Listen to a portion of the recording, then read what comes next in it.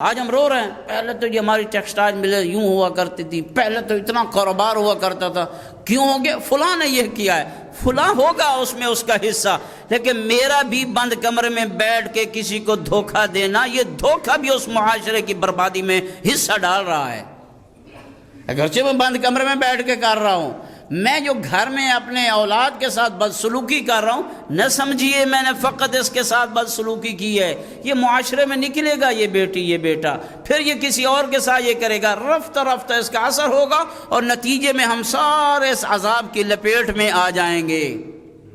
اللہ فرما رہا ہے اگر ایمان لے کر آ جاؤ اور صحیح طور پہ تقوی اختیار کر لو، ہم آپ پر آسمان اور زمین کی برکات کے دروازے کھول دیں گے۔ برکت یہی ہوتا ہے نا، کسی چیز میں ثابت قدمی ہو جانا، ثبات۔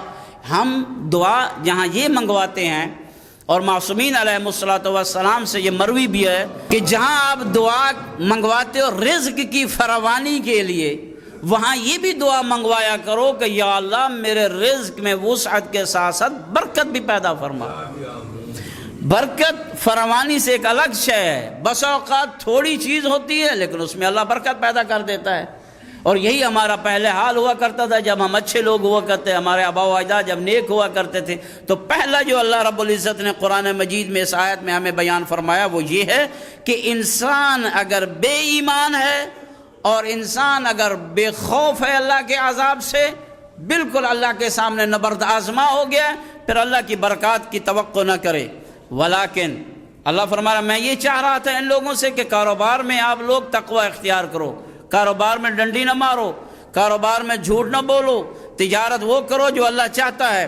لیکن ان لوگوں نے کیا کیا؟ ولیکن کذبوا، ان لوگوں نے میری آیات کو جھٹلایا، ان لوگوں نے ان آیات کو بتانے والے علماء کو جھٹلایا، ان لوگوں نے انبیاء کی باتوں کو جھٹلایا اور کہتے ہیں یہ کتابوں میں باتیں اچھی لگتی ہیں قبلہ، یہ مارکیٹ میں یہ بات اچھی نہیں لگتی ہے۔ ولیکن کذبوا، ان لوگوں نے جھٹلایا۔ فَأَخَذْنَاهُمْ بِمَا كَانُوا يَكْسِبُونَ، پھر اللہ فرما رہا ہے ہم نے پھر کیا کیا؟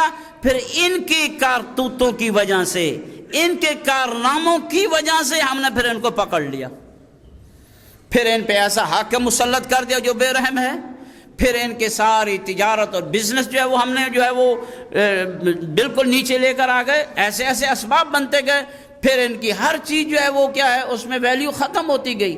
پھر یہ لوگ جو دعائیں منگوا رہے ہیں مساجد میں کہ یا اللہ یہ وبا ہم سے دور کر دے، یا اللہ یہ بلا ہم سے دور کر دے، اللہ فرماتا ہے پہلے آپ نے یہ کام کیا، بے ایمانی آپ نے کی ہے، لوگوں کو دھوکے آپ نے دیے ہیں، اپنی اولاد کے ساتھ اولاد کے ساتھ بھی لوگ دھوکے کر رہے ہیں اس وقت۔ یہ جب انسان کرے گا تو نتیجے میں جب انسان اخلاقی اقدار کی، بعض علماء فرماتے ہیں، علماء اخلاق فرماتے ہیں اگر ان اخلاقی اقدار کی پاسداری نہ کی جاتی اور ان اخلاقی اقدار کے بارے میں اللہ رب العزت نے ہمیں حکم نہ دیا ہوتا تو یہ دنیا ایک چڑیا گھر کی طرح ہوتی، جانوروں کا سا ماحول پیدا ہو جاتا، ہر ایک پنجرے میں بند کر کے رکھنا پڑتا، یہ وہ اس کو کھا رہا ہے، وہ اس کو کھا رہا ہے، وہ اس کو کھا رہا ہے، درندوں کی طرح یہ لوگ ہو جاتے۔ کیا آیا اس طرح کا معاشرہ رفتہ رفتہ دھیرے دھیرے بنتا جا رہا ہے یا نہیں بنتا جا رہا؟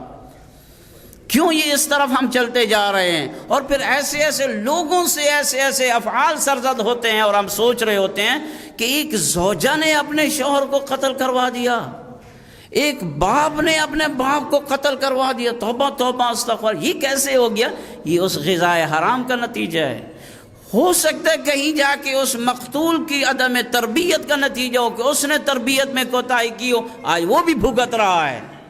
اس لیے کہ یہ معاشرہ اگر اخلاقی اقدار کی پامالی کرنے پہ تل جائے پھر اس کی لپیٹ میں بڑے بڑے نیکوکار بھی آ جاتے ہیں۔ پھر وہ یہ نہ سمجھے کہ میں جو ہوں وہ تو اکیلا مصلی بچھا کر بیٹھا ہوا ہوں، میں تو اپنے اعمال کر رہا ہوں۔ یہی وجہ اللہ رب العزت نے 2 فرشتے بھیجے، پاک پیغمبر کا یہ فرمان ہے۔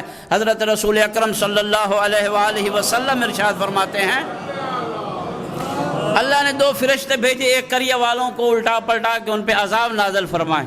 یہ 2 فرشتے جب آئے وہاں اس قریے میں دیکھا ایک بندہ مصلی بچھا کر بیٹھا ہوا ہے، وہ اللہ کی تسبیح و تقدیس و تحلیل اور عبادت کر رہا ہے۔ ان میں سے ایک فرشتہ واپس گیا، کہنے لگا یا اللہ وجدنا عبدک فی ہذہ القریہ، ہم نے اس قریہ میں تیرے ایک بندہ دیکھا ہے جو تیری عبادت کر رہا ہے، تیرے لیے مصلی بچھا کر بیٹھا ہے، سجدہ ریز ہے، ہم اس قریے میں عذاب لے آئیں گے تو اس کو بھی کیا وہ عذاب اپنی لپیٹ میں لے لے گا. یا اللہ یہ کیسا ہے؟ ارشاد پروردگار ہوتا ہے کہ اس بندے کو بھی عذاب میں مبتلا کر دو. کیوں؟ فرمایا اس لیے کہ جب اس کے ارد گرد میرے دین کی پامالی ہو رہی تھی. سنیے، جب اس کے ارد گرد گلی کوچے میں جہاں یہ رہ رہا تھا اس میں دین کی پامالی ہو رہی تھی، اس کے سامنے رشوت کا مال وہ لے رہا تھا اور یہ چپ کر کے آنکھ بند کر کے دیکھتا رہا. اس کے سامنے یہ کرپشن ہو رہی تھی، یہ خاموش رہا. اس کے سامنے کسی پہ جھوٹی جو ہے وہ گواہی دی جا رہی اور یہ خاموش رہا. پامالی ہوتی رہی، یہ خاموش رہا.